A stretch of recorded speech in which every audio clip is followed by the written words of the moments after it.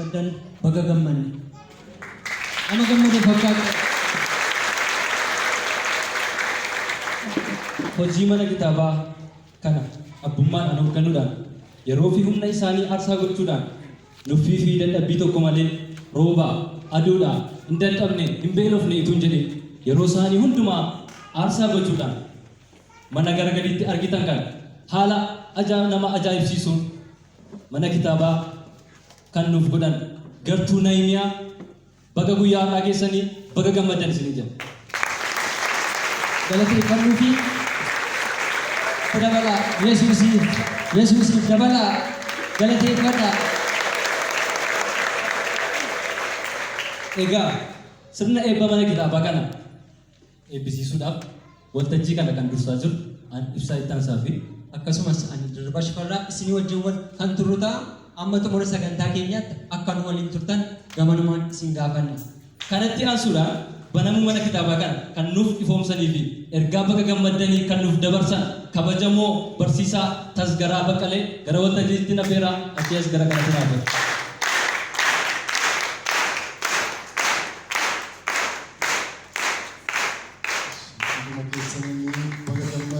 baga gammadanii jira. Biar kita kisah tu kuat.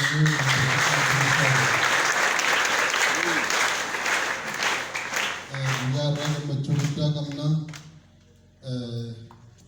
Tu kan nanti kami jadi meni kitab aku ni. Alota tidak lebih kanjuratu.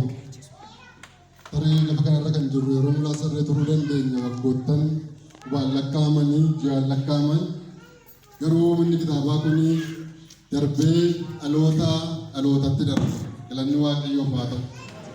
Kanaaf bu'uura kanaallee kan nuuf ka'an abboota amantii maanguddoota kanaan dura hojii kana hojjechaa turaniini waaqayyo isin haa eebbisu jedhame.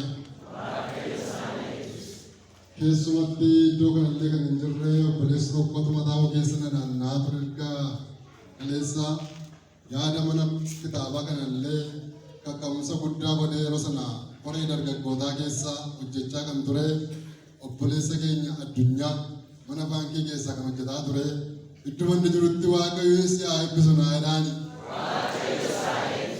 Isa duwwaa miti namooti baay'een kan yaadataman jiru kallattii adda addaatiin hojii kana irratti hirmaannaa kan godhanii as keessaa kan jiran bakkeellee kan jiran kitaabilee adda addaa bituudhaaf qarshii isaanii kan gumaachan yoo xiqqate gara qarshii 9,000 bu'ee manaallee kan kitaaba fidan boorsaa isaanii keessaa fuudhanii kitaaba kana bitaadhanii qarshii isaanii kan kennaniin waaqayyo isin haa eebbisu jedhaani. Ammas dabalaa eebbisa. Manni dubbisaa kitaabaa kun kan banamee fi tarii nyaati nuyi nyaannu qaama gabbisaa isa kana manatti qopheeffannaa. Amma garuu addana wanta sammuu dhalootaa gabbisutu jira. Namni dubbisuudhaan sammuun isaa gabbata. Akkuma nyaati qaama gabbisu kitaaba dubbisee immoo sammuun isaa gabbifama jechuudha. Sababii sammuu irratti hojjechuun barbaachisaa ta'eef immoo isuma nyaatu kana yommuu sammuudhaan yaadee hojjetanan gaafa sammuudhaan jijjiirame gaafa waa hubatee gaafa waa dubbisee jireenya fooniif lubbuu wal keessa jirtu kana walitti qabee jiraachisuu danda'a. Kanaaf abbootiin, harmootiin, dargaggoonni, oladeemtonni hundumti keessan dubbisa mana kitaabaa kanallee shaakala akka gootan, tumsa akka gootan asumaan amsa koo dabarsaa.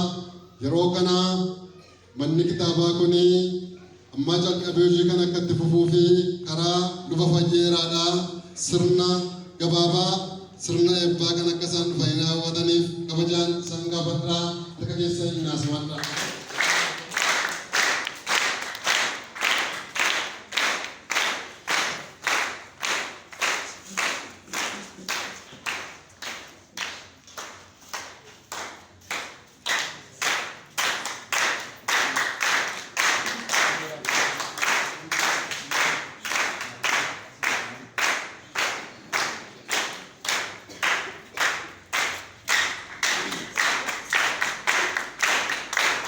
hamilee nutti naata.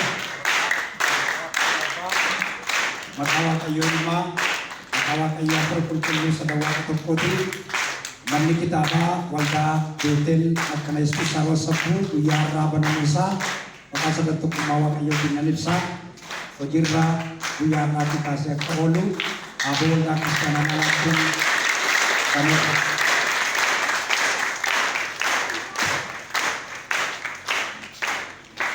Barsiisaa tasgaraadhaaf luba fayyeeraadhaan Waaqayyo isin haa eebbisu nuu jedhaani. Dabalaa fi